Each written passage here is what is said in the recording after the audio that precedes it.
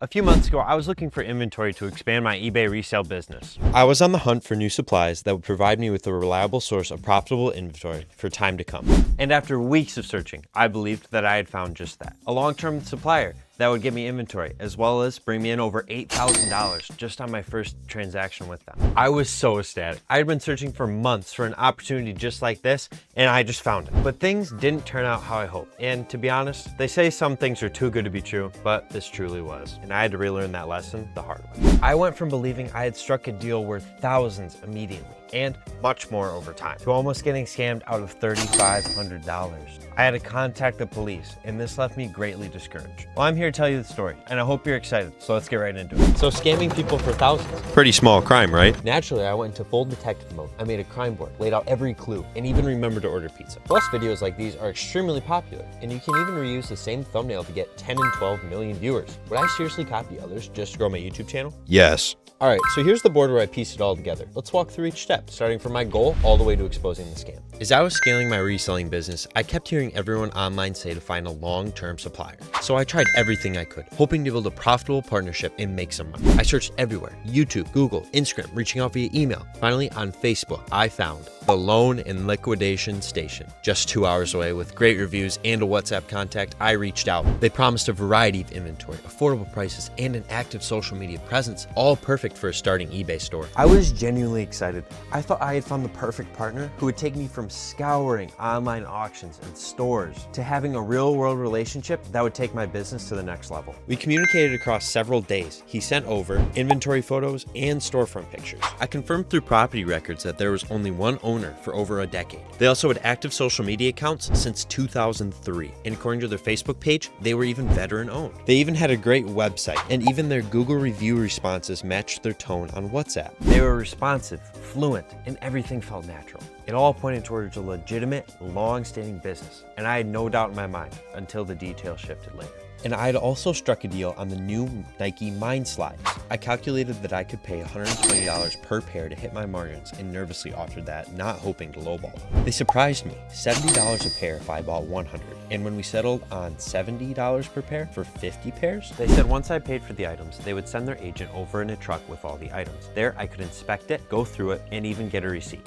All they wanted was a wire transfer and a screenshot. But here's the kicker. These new Nike Mind Slides had a 90% sell-through rate, meaning all of what I bought would likely sell within a month. If I had gotten all 100 pairs at $70 a piece and sold them within a month, I would have made about $8,937. So that's pretty good margins and a fast turnaround. And if we could roll that into the next month, who knows how much we could scale in just a short amount of time. And at this point, I had no suspicions yet, no reason to doubt them. Everything seemed perfect. But soon after, subtle details began to shift, and that's when everything changed.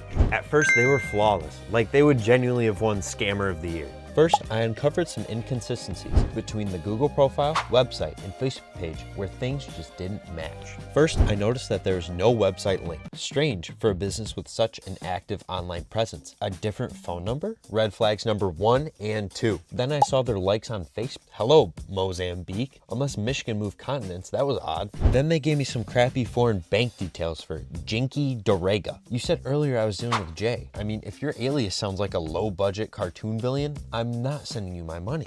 And that giant warehouse? Google Earth showed a store the size of a decently large house. So as you'll see later, I actually called the business, and that's when I realized I wasn't buying slides. I was sliding into a scam.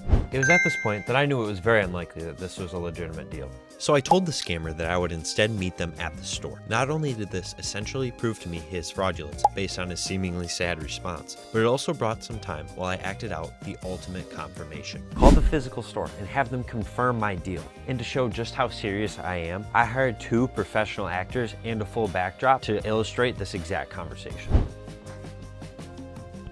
Hello, I have a meeting at 4 p.m. to pick up some Nike Mind Slides. Does that sound right? No, that's a scammer impersonating us on Facebook and WhatsApp. Dang it, I had a really good deal on some Nike Mind Slides. Yeah, that's not us. We've been dealing with the scammer for quite a few months now. Police said there's nothing we can do about it because nobody's actually been hurt yet. So no new Nike Mind Slides? No Nike slides. So needless to say, it was a very bittersweet moment for me because on one hand, I hadn't gotten scammed, but on the other, I hadn't found a great connection for my business. Well, now it's time for the fun part, which is where I actually get to confront the scammer. I reached back out to him under a different account, asking to buy some Apple AirPod Maxes. I got the same pitch: customer service, reliability, and high satisfaction, but I knew none of it was true.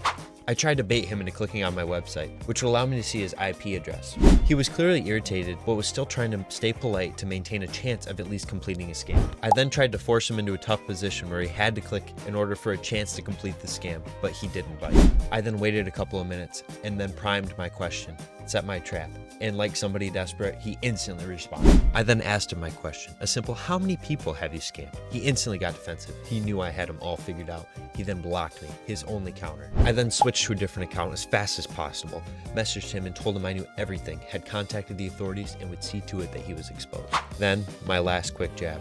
I called him by his real name, the same one from his bank details earlier, Janky. This confirmed that I wasn't kidding, and now it's time for the final step. I compiled all the evidence, all the bank details, information I had dug up, every discrepancy, and everything I had found him on that he was lying about. I told the store I'd be more than happy to act as evidence, that way they could file a police report, and it's been 2 months now, and they still haven't, but they have my name and number, so if they want to do that, I'd highly encourage them to. I even spoke with my local police, and they said that the store must file. They already blocked one of my accounts, but I can go on another, and you're gonna see a sped up clip of me going through and commenting, "You are not the real store. I have your info. You will be caught." Finally, I would urge everybody to stay sharp and to do what they can in order to protect each other from scams just like this. I really hope you enjoyed watching this video, and if you want to learn more information about our business, you check out thumbresalecompany.org, and to see more videos just like this, be sure to subscribe and follow us below. Just another quick note is that this is the loan and liquidation store in Rockford, Michigan. So the scammers have their Facebook, the WhatsApp number associated with them. However, the Google business profile is the correct contact. So there's nothing to be held against the store. If anything, they should file. They have all their evidence now, everything they would need. So they really need to do that in order to protect more people from falling for scams, even if they're not the ones directly doing it. So I would highly encourage you not to take anything out on them. However, the scammer, look up their Facebook page and be sure to report it, or just comment scammer all over everything and then report it. So that would be greatly appreciated. A lot of people would get saved. They would not send their hard-earned money overseas to Mozambique. So we really don't want that. Thank you and have a wonderful day.